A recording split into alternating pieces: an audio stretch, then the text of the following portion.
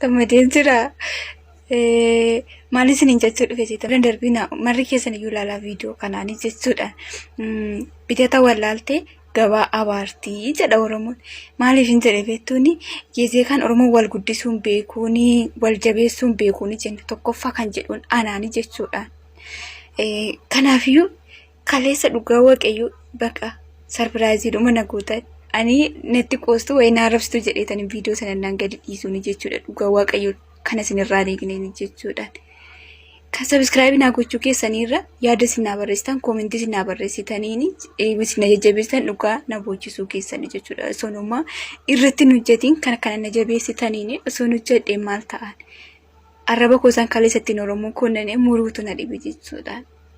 Naaf jiraadha.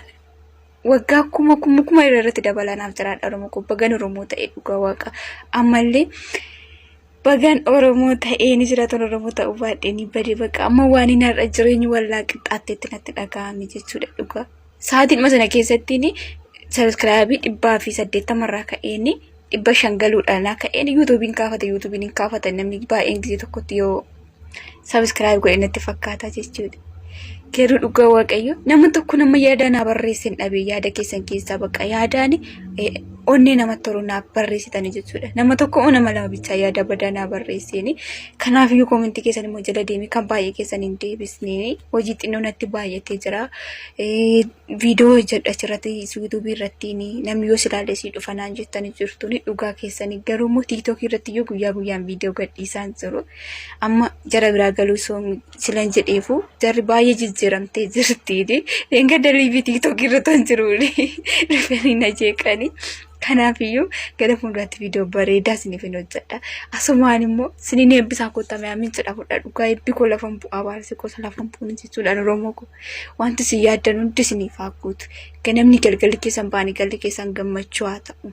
Waan hawwitan biraa rabbiin isin haa ga'u. Musliimas ta'a, kiristaanas ta'a, pheenxes ta'a, kaatolikis ta'a, waan barbaadan ta'a jechuudha. Ilmaan Oromoo taate dachii kanarra kan deemtu jechuudhaan.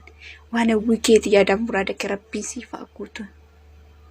Akkuma tasaanii rafaatiin waan gammachuu jireenya guutuutti ka'a. Rakkinni keessan abjuu haa ta'u. Gammachuun keessan immoo dhugaa haa ta'u. Gammadaa jiraadha. I love Oromoo. Bagan Oromoo ta'ee dhaladheen.